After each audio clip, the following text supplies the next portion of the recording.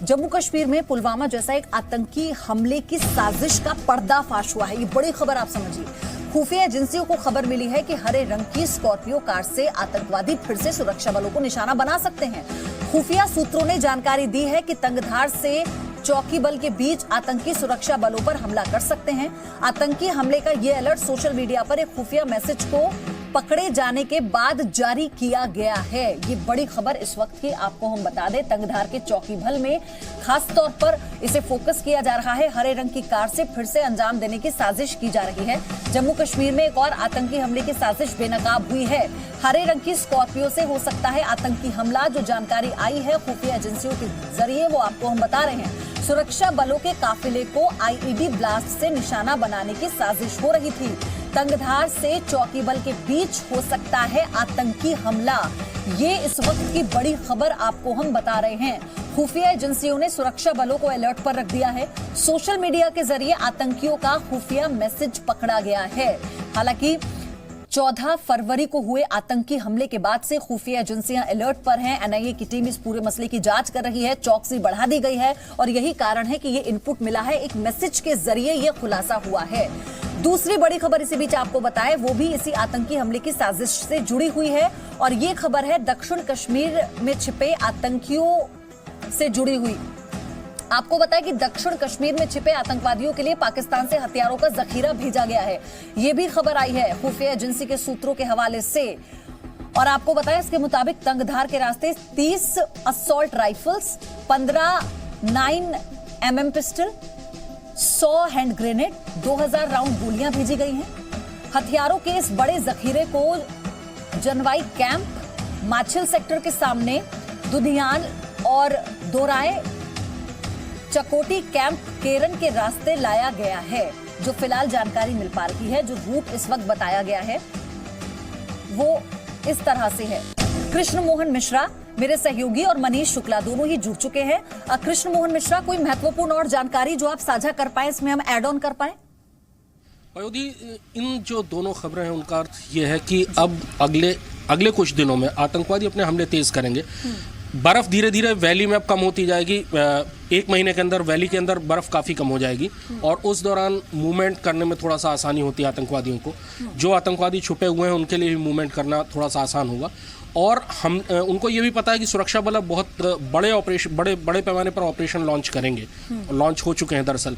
कासो, साडो, इस किस्म के ऑपरेशंस लगातार चलेंगे, नाके और ज़्यादा एक्टिवेट होंगे और ऐसे मौक़ों पर मुकाबला करने के लिए उनको हथियारों की ज़रूरत होगी। इसलिए हथियारों का ये ज़खीरा भेजा गया है। इस तरह के और कंसाइनमेंट आने वाले हैं या आएंगे। पूरी तौर पर सुरक्षा बल और खुफिया एजेंसियों को इस चीज़ का अंदेशा है कि आने वाले कुछ दिनों में हथियारों को और तेज़ी से उन तक भेजा जाएगा। घुसपैठ की कोशिशें होंगी, नई खेप आतंकवादियों की भेजी जाएगी। जो कैंप्स हैं उनको पीछे भेजा जा रहा है कि ताकि अगर सर्जिकल स्ट्राइक जैसी कोई कार्रवाई भारतीय सेना करती है तो उन कैंप्स पर नुकसान ना पहुंचे। लॉन्चिंग पैड्स, वैसे भी लॉन्चिंग पैड कोई बहुत बड़ा इंफ्रास्ट्रक्चर उनका होता नहीं है। वहाँ पर 10 से 15 आतंकवादी होते हैं जो एक रात के लिए या बहुत ज़्यादा हुआ तो 2 रात के लिए रुकते हैं और उसके बाद पीछे उसके बाद या तो वो इन्फिल्ट्रेट कर जाते हैं या वापस चले जाते हैं। लेकिन कैंप्स में बड़ी तादाद होती है आतंकवादियों की। उनमें से हार्डकोर टेररिस्ट भी होते हैं जो उनको ट्रेंड करते हैं। इसलिए उनकी सुरक्षा पाकिस्तान ज़्यादा चाहता है। ठीक है, मनीष शुक्ला भी हमारे साथ जुड़े हुए हैं। मनीष, अब हम किसी भी प्रकार की कोई भी लापरवाही नहीं बरत सकते, हमें और चौकन्ना रहने की जरूरत है।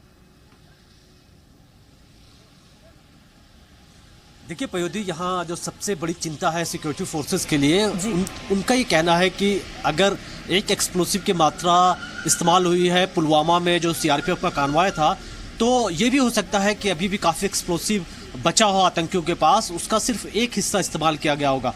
और इस वजह से ऐसे जो थ्रेट्स, ऐसे जो इंटेलिजेंस इनपुट्स हैं वो काफ़ी गंभीरता से लिए जा रहे हैं, क्योंकि तंगधार और चौकी बल के जो इलाके हैं ये अक्सर आर्मी के कॉन्वॉय के मूवमेंट्स होते हैं, क्योंकि वहाँ पर लगातार उनकी मूवमेंट देखी जाती है। और ऐसे वक्त में अगर आतंकी इस तरीके की दोबारा प्लानिंग करेंगे तो वो एक बड़े थ्रेट की बात होगी।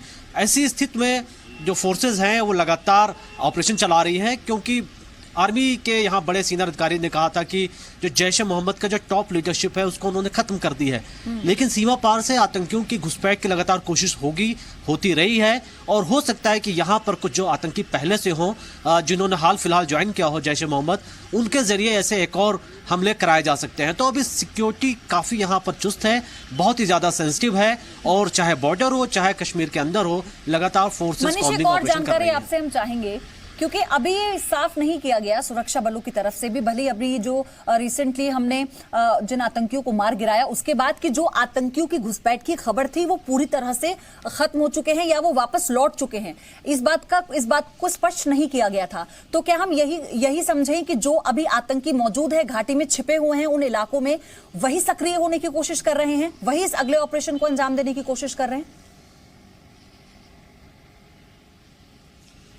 देखिए पयोधी, अगर आप इंटेलिजेंस एजेंसीज की बात करते हैं तो उनका कहना है कि यहाँ पर कश्मीर में करीब 150 से 200 आतंकी अभी भी मौजूद हैं। वो आतंकियों का जो एक नंबर होता है वो ऐसा ही हमेशा मेंटेन रहती है, क्योंकि उनको लगता है कि इतने नंबर उनके लिए जरूरी है और उन्होंने पहले से भी तैयारी कर ली थी जब बर्फ गिर रही थी। उसके बाद उससे पहले ही काफी ज्यादा रिक्रूटमेंट कराया, कई आतंकियों को उन्होंने भेजा।